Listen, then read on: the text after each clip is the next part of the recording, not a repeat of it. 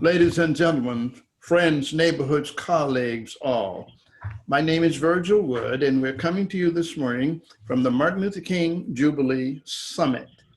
We are just 9 days from April 4, which will be the 50th anniversary of Dr. Martin Luther King's departure from us.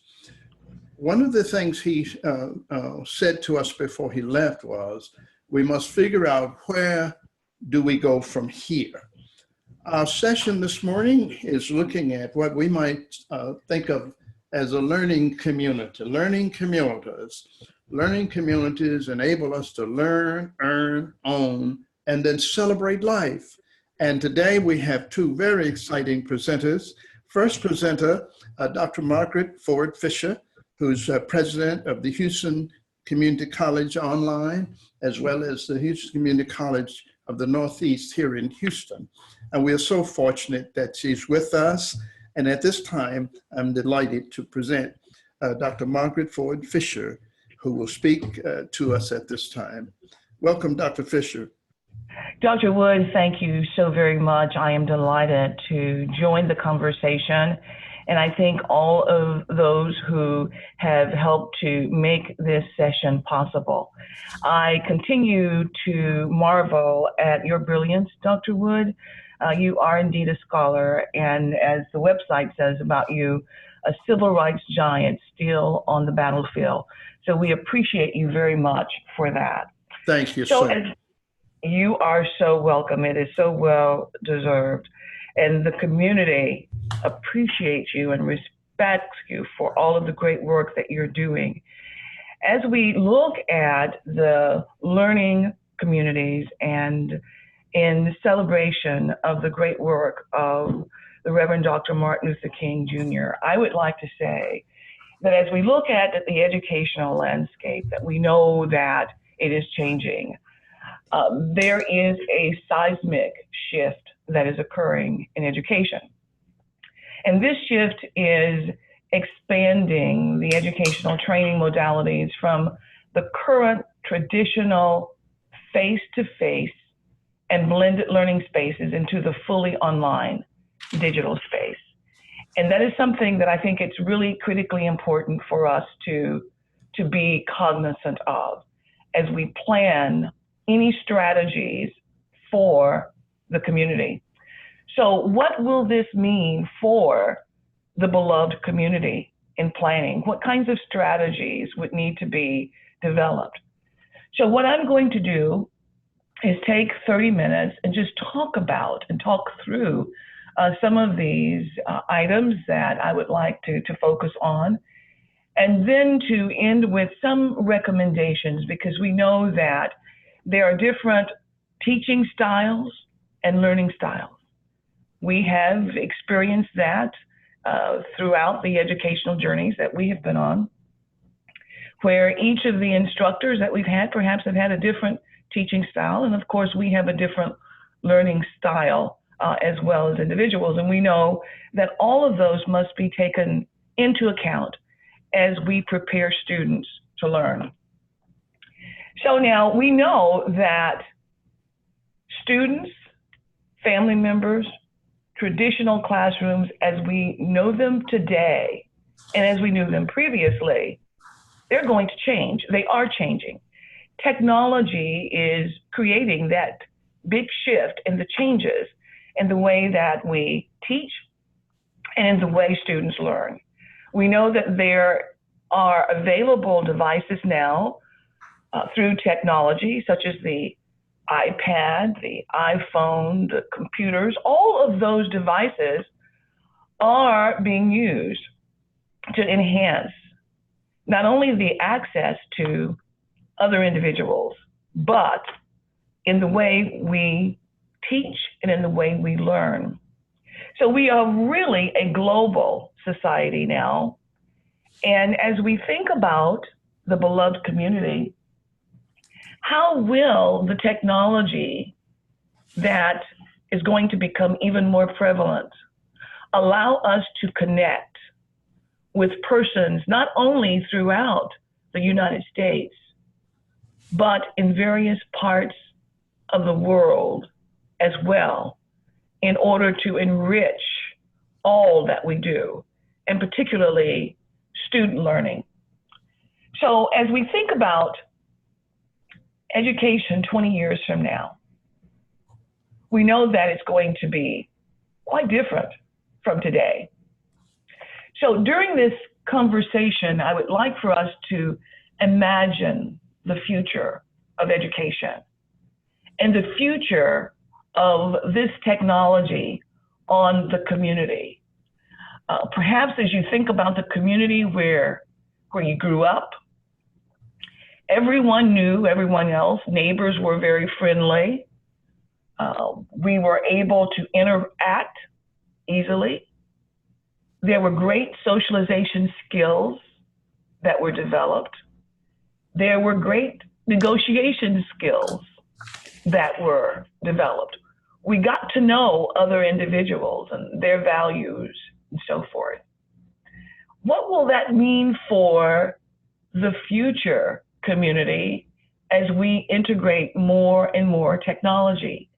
We know that in many instances, for persons who use their iPhones regularly, they're able to perform various functions on their device or their devices, whether or not they're using the iPhone or the iPad, community computer, etc. And many times that occupies them. Even with the digital gaming, so many students are fixated on that. And that does not allow the opportunity for a lot of socialization skills to be developed, for them to get to know their neighbors and to create friendships and so forth. So what will that mean for the community? Then what will be required to lead institutions of the future? This is really critically important. What will institutions need to do now in order to compete? We know that there will be some institutions that ignore the coming seismic shift that is increasing in momentum. So will they become obsolete, totally non-existent 20 years from now? And then, of course, the technology has to be taken into account with respect to the expense associated with keeping it current, so that we're always on the cutting edge, and that for any training that certainly is available for the persons who are in the community in order to be competitive. So as we think about those questions, I'd like to tell you just a little bit about myself, and then we'll continue in my presentation. I grew up in a very small town, Marion, Alabama, and I really had loving parents, mom and dad, and there were 8 siblings. And of course, as all siblings are, you will have those variations in the children's behaviors and so forth. And so sometimes the parents will wonder, well, what did I do to get this child? This child is so different. This child is really not quite like all of the others because, they had the same parenting and so forth, but the children are different based upon the social connections that are made. Of course, the values are there, but they often do not behave similarly. I'm not a neuroscientist, but neuroscience is very interesting in that they say that 70% of who we are and what we become, all of that is a part of the environment. 30% is genetic.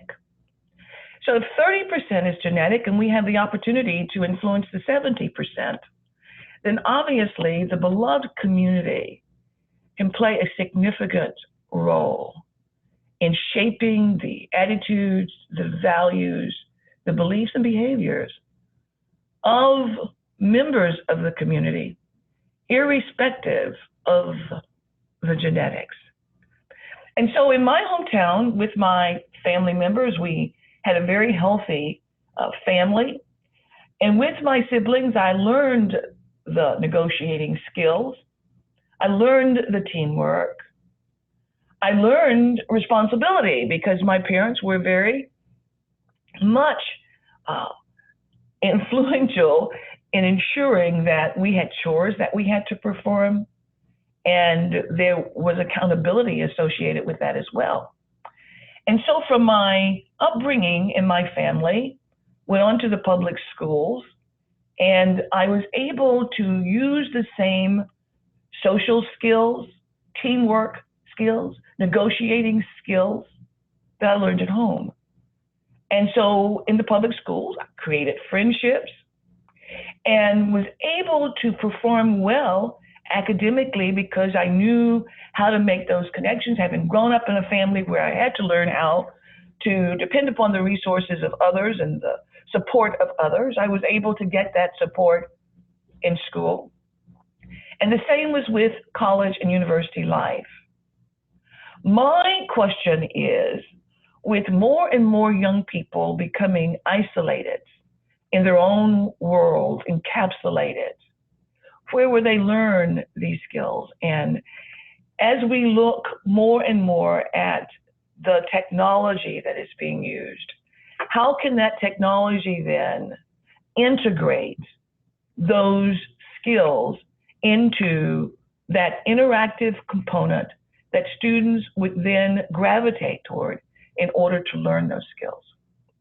So my question is, what is the community that we want to create?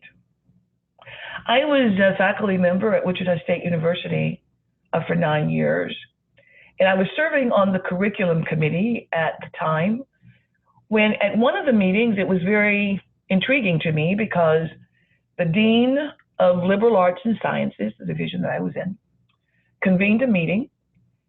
And in 1973, it seemed like a foreign concept, really, because he said, technology is coming, and we have to prepare for that.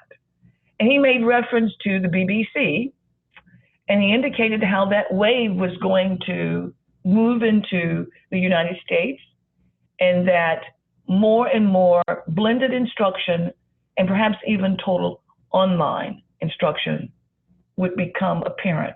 He was very visionary. He knew, and of course, that's what's happening today. My professor, who was a department chair, was able to pick up on that.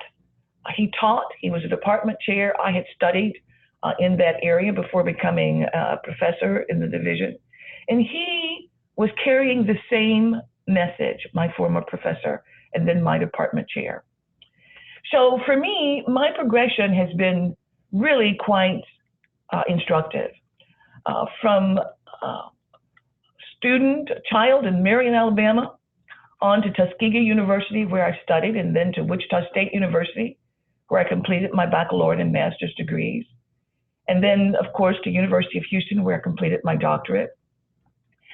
What I have found is that there are very interesting similarities that surface in how we look at developing learning opportunities for students. And so through my journey as a professor, also a former department chair, a dean of instruction, an associate vice chancellor of academics, interim vice chancellor of instruction, and then president of the Northeast College, where I served for 20 years, and now the founding president of the Houston Community College online. What I am attempting to do is to, via the institution, all of my colleagues, the community, is to address key issues that I have discovered are impacting students in the community. Obviously, we will be able to, via the online component, reach many more residents who, because of their very busy lives, are unable to attend a college or university at the times that we are traditionally open from 7 o'clock in the morning until 10 or 10:30 at night. Well, many of the adults are busy working, taking care of their families.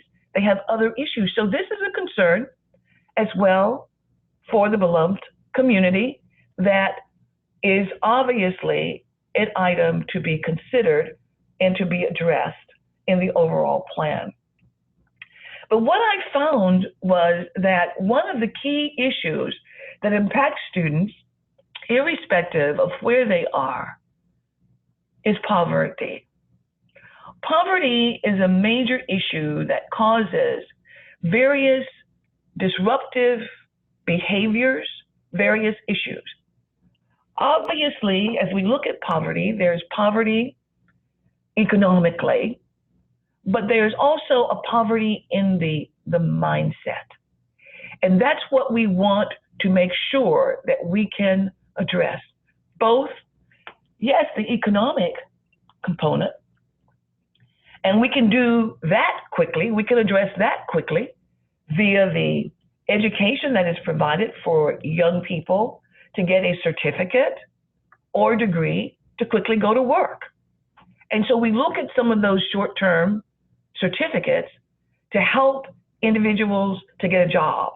And then as a beloved community, to work with business and industry to ensure that the employers will work alongside the community to help those students who get the training, who earn the certifications, who earn the degrees in order to get employment. There's obviously a need, and there is a demand also that business and industry both have for well-trained, well-qualified employees. But in addition to that, what I have found is that in addition to poverty economically, the mindset is an area that really helps to drive the thinking, the behaviors, the motivations, the attitudes of so many individuals. That is another area that the beloved community can address. Obviously, if a person has lived under impoverished circumstances practically all of his or her life, irrespective of whether it's a young child or an adult, there is a calling to enrich that mindset. And obviously, that person will respond in accordance to the way they've already and always responded based upon the circumstances. One of the movies that I saw quite a number of years ago, and that I thought was really quite excellent, in fact, in conveying the message, was Trading Places. I don't know if you've seen that movie or not, but it's with the actor Murphy. And I think he would be great as a person to be brought into the conversation for the beloved community. In that movie, as a homeless person, he had friends who were in the same economic status that he was, very poor. And his mindset was also very similar in that he felt that the way for him to improve his lifestyle and livelihood was to take advantage of others. But he got this amazing opportunity that was contrived as a result of two brothers who decided they were going to conduct an experiment to see whether or not the behaviors of individuals will change based upon the circumstances. And to fast forward, with Eddie Murphy in the movie, he invited some of his friends to the mansion where he now is living. And he has a chauffeur, he has an attendant, and his friends began putting out their cigarettes, the butts on the floor and mashing them and doing all kinds of things to mar his furniture and so forth. And he asked them to leave. And he adopted a lifestyle that was quite different. Similarly, the person who had been in that role, very well educated, and also very influential, was cast out. He then adopted similar behaviors to those that Eddie Murphy exhibited when he was homeless and on the street and didn't have a job and no income, no credit cards to use. So it's an interesting contrast. So that mindset is very important so that we can use both the opportunity to enrich the economics and to enrich the mindset, become integral to the success of individuals in the beloved community. So one of the ways that I thought, after teaching for a number of years on the public school level at the university, I thought, I am seeing that a very high percentage of minority students, African American, Hispanic, a small percentage of Caucasian students who were not doing well. This crosses the economic lines. Poverty does. And I thought, these are very bright students. What can we do to enrich their lives and to change their circumstances? So first I wrote the book, Dual Credit, High School Students Earning College Credit, a Guide to Creating Dual Credit Programs. I was Dean of Instruction at one of the colleges in our district, Houston Community College District. And I presented the concept to a group of parents in a very affluent area of dual credit. The parent who was the president of the PTO at the time said, "This is what we want for our children." And that happened the very next semester. And they had over 300 students at this very affluent high school enrolled in dual credit, and they pay for it. And they have been enrolling in huge numbers for years. What I did not see, although, when I came into the inner city and was president of my college at the time, when we first introduced the concept, the responses from some of the teachers and administrators were, "Oh, these students are not qualified. These students are not eligible. These students won't succeed." But the students did succeed, making the opportunity available. And now via the Houston Community College and the Houston Independent School District, we have exemplary early college high schools. We have a blossoming dual credit program. And students who are residing in areas where persons had characterized them as not going on to college, not having a bright future, are doing extraordinarily well. And they are coming back and they are serving as mentors for other students. They've gone on to Ivy League institutions to complete their baccalaureate and master's degrees. So making that opportunity available, changing the circumstances, enriching that mindset are all critically important. And so, as we look at online education as it pertains to the beloved community, how can the online education be integrated in a way that it not only captivates that mindset of the student, but that it also appeals to the older generation, like in my generation, baby boomers and so forth. I've had some baby boomers tell me, I'm not interested in learning to text, and I don't want to stereotype or generalize, but there have been comments by a very, very high number of the boomers that I know that they just don't want to learn how to do the texting, or they just don't want to go there. But the world as we know it now, and as we are progressing toward, is going there, whether we dig our heels in the sand and go there or not. So as we look at what is happening, what factors will likely cause individuals to gravitate to online modalities, whether it's blended or hybrid, as it's called, or whether or not it's fully online? let's think about what's happening with homeschooling. We have a high percentage of parents who, for whatever reasons, have decided that they are going to homeschool their children.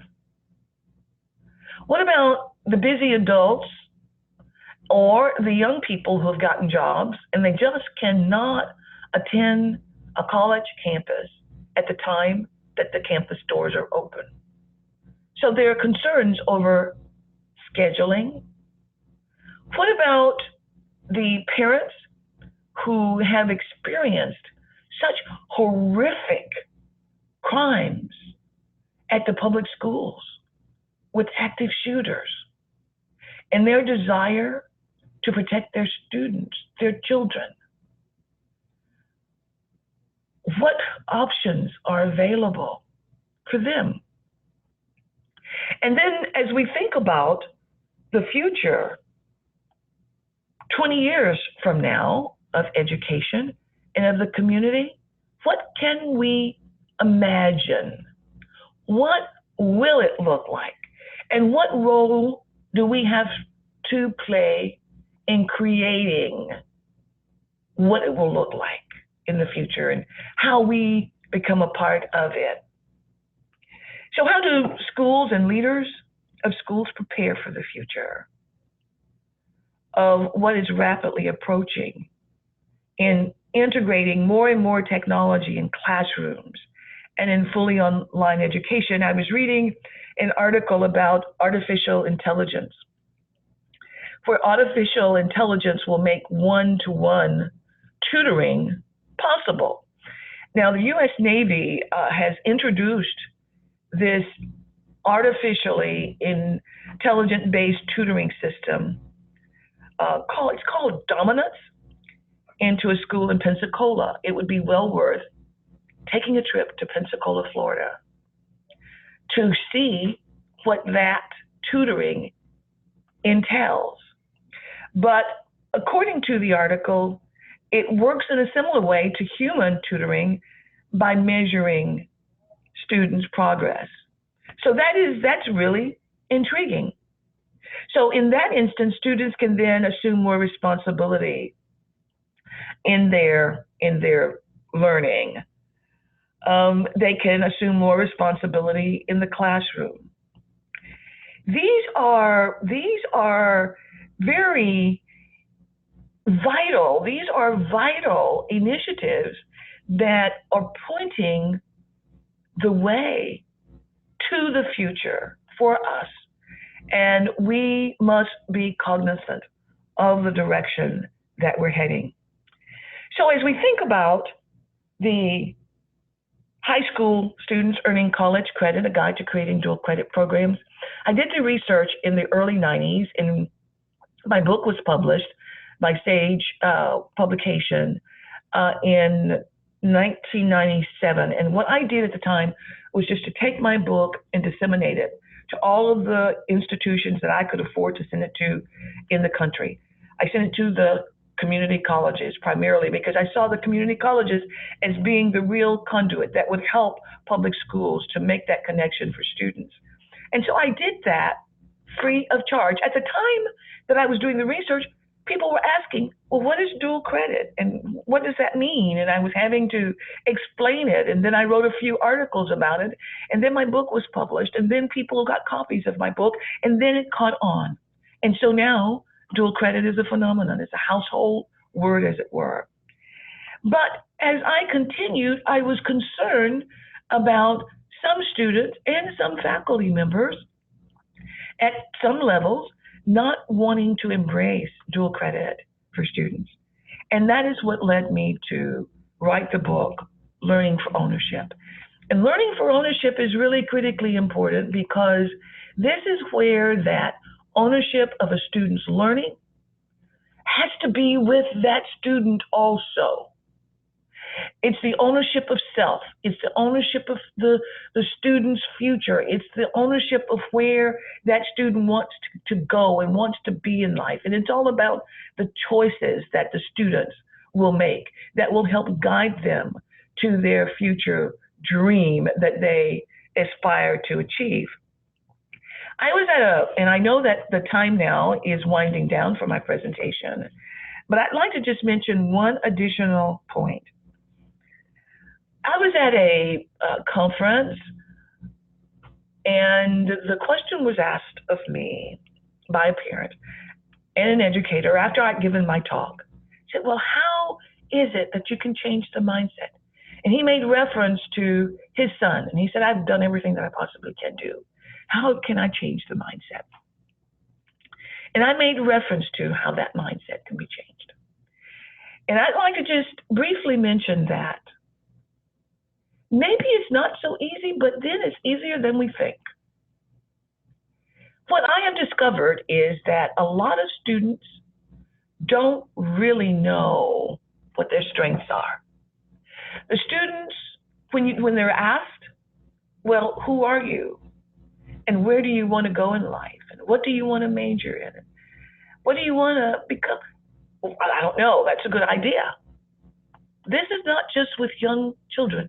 It's with adult children as well. And it's also with personnel, many personnel at various institutions.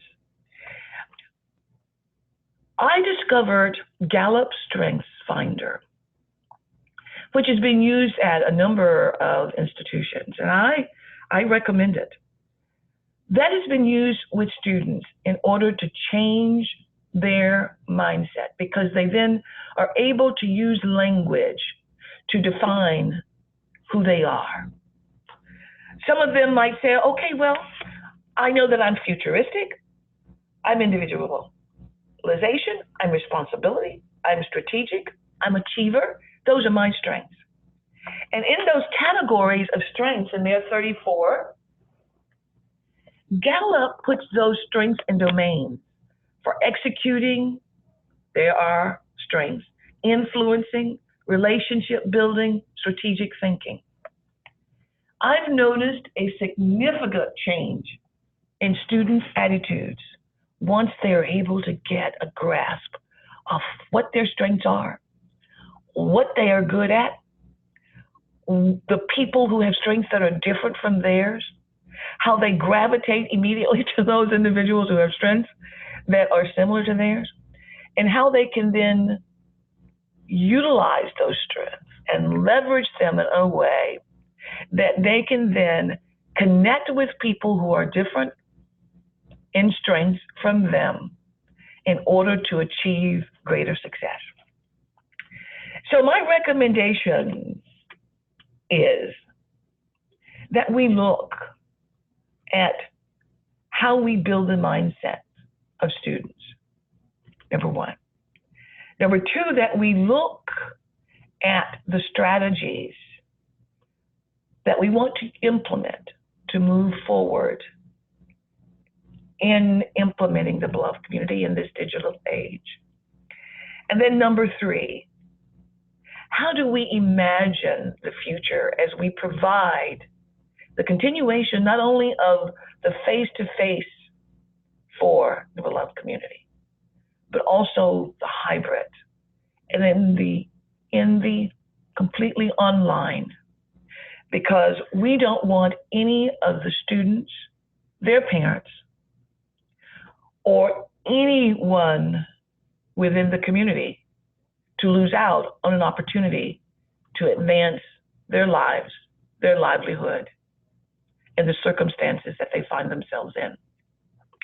So with that, I thank you so very much for this opportunity. I think I've gone over by a few minutes with my presentation. There's so much more to share. But what I'd like to do is to open it up now for questions. Yes.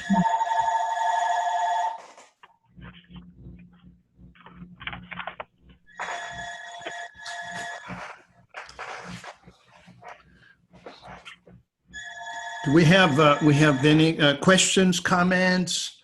I'd like to say, while someone may be waiting to get theirs together, Dr. Fisher, this is just so extraordinary what you have given us here today. And there is a wonderful parallel to some parts of the journey some of the others in our group are on. And we certainly look forward to, as we go forward, that is, that what you've given us here today, we will continue to have access to your brilliance, your compassion, and your courage. Thank you so much. Yes, yes, absolutely. Do some of our listeners have a question or a comment at this time?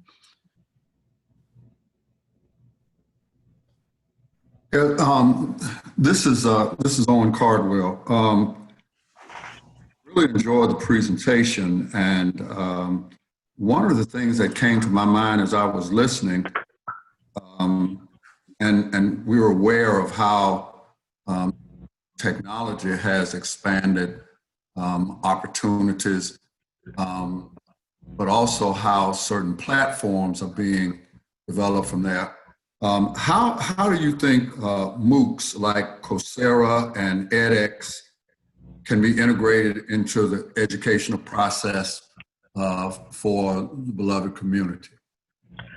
I think that they can be integrated very easily because all of these online, such as MOOCs, they're free. They are open to the public to use. And along with that, there comes the Z degree. And we have that at our institution. So the Z degree is really the open access resources that students can use instead of having to purchase all the expensive textbooks. That they can have access to the Z degree books that are available. But the MOOCs are most commonly integrated and used now by universities. We have not utilized the MOOCs at the Houston Community College, but many universities are using MOOCs. But as you make reference to the technology, we also know that there are tablets like Google's Chromebook, and that's an ideal classroom device because those Chromebooks are relatively inexpensive. They're interchangeable. They're easy to manage and provide access to a range of Google's educational software. So for math, there is Dreambox, Xearn, and ST Math. Those are software programs that adapt to students as they learn. In the area of language arts, there are programs like No Red Ink, Achieve 3000, and others, and that provides students with ways to easily understand reading and writing. And then there's software that allows educators to manage and test their classrooms as well, and those are becoming widely used, like Quizlet. So you are right. Now, as it pertains to integrating it into the beloved community, it, I think, will require an assessment of all of the tools, all of the devices, and the software to see what is going to be best for the students that will be there. And of course, while some of these are inexpensive, as you start tallying the bottom line total, it gets to be pretty expensive. And so you want to make sure that you have something that is, of course, cutting edge, but that is also manageable so that it can be updated on a regular basis. Thank you. You're welcome. Thank you. Hi, it's Ralph Hall here at Virginia Tech. I have a question. Thank you so much for your remarks. I found them very interesting. I have a question that relates to sort of advancing social movements. I think what we're trying, to develop here is partly a sort of a movement of change. And there's some very interesting work that's being done on sort of how do social movements advance today with social media as a mechanism. And what my sense of this field is that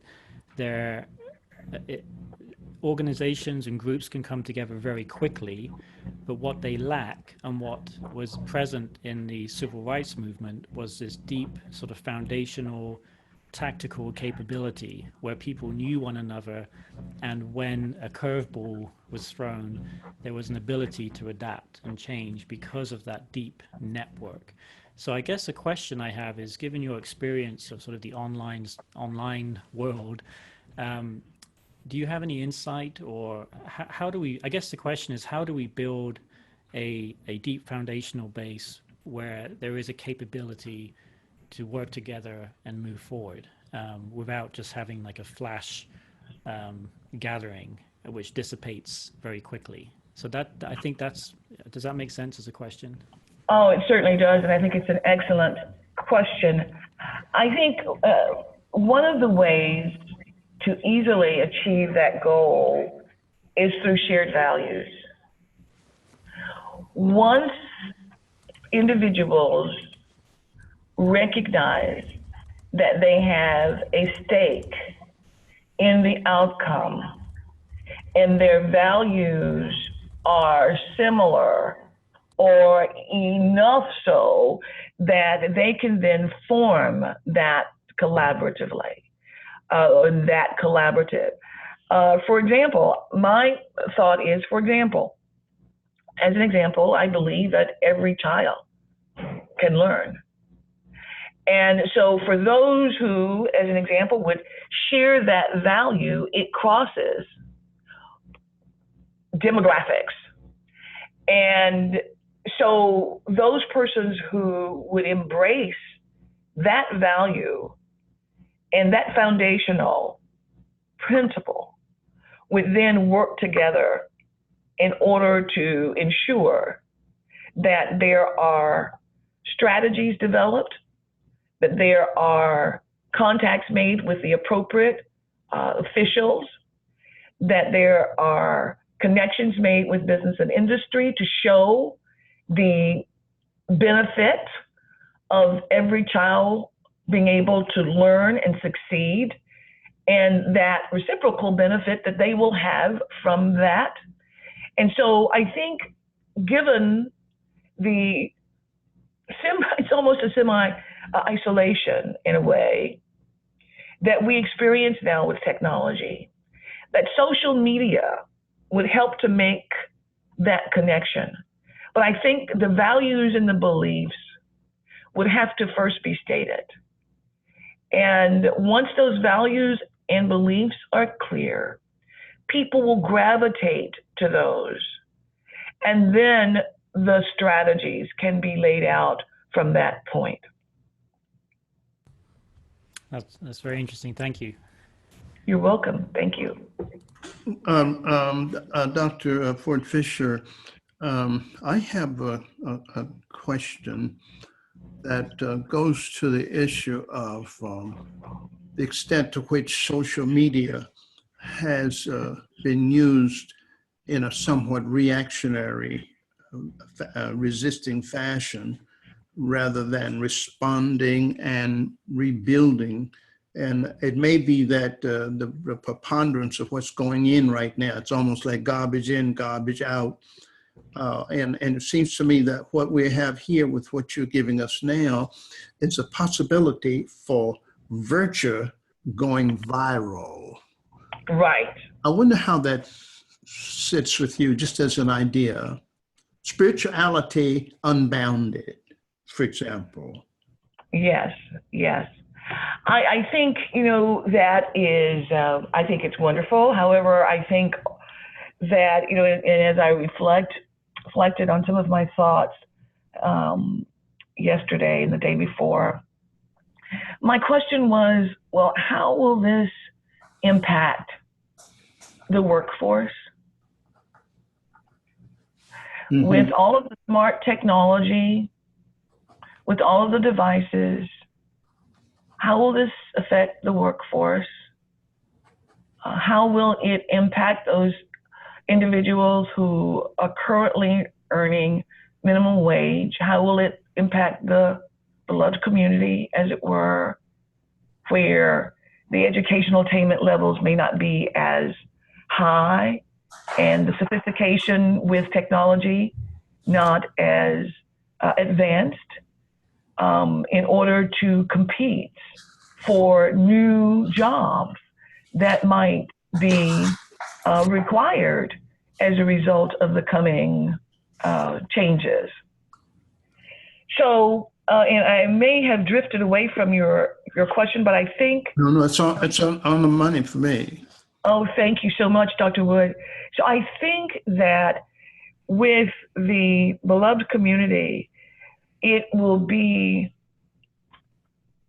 almost a necessary evil, in a way, to bring along the parents who obviously have a vested interest in the quality of life and in the future of their children, for the parents to also embrace the direction and the technology, and that could have an effect on the children and the support for them.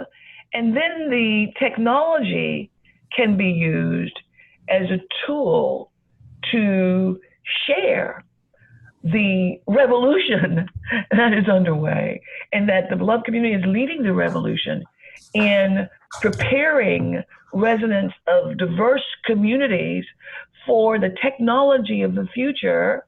And so there's nothing wrong with putting that on social media, any of the forums, and highlighting people who wish to be highlighted about what's happening in their communities and the effect that that is having.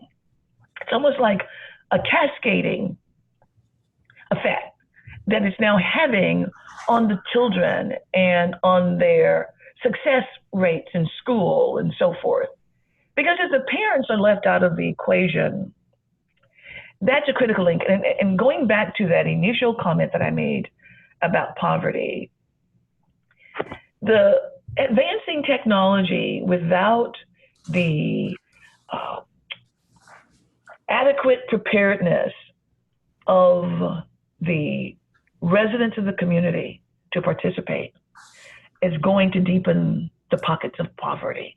And so it's going to be critically important that the parents are touched in some way in order to excite their energy levels about what can occur. And then include the children in on that, because as we break that cycle of poverty with one generation, then we can see that continuing effect, because that parent is going to have an effect on their children and the exposure to education and training and so forth. And we know that sometimes that doesn't always work, but the odds are in favor of more individuals being able to thrive in a digital age. Not just survive, but thrive. If there are no more questions or comments, I would like to say on behalf of all of us how much you have enriched the prospect of where we're trying to go, Dr. Ford Fisher. And we would love to have the idea that we could have access to your ongoing, whatever way you could, feel that you could be available to what we're trying to do. Excellent. I accept that invitation.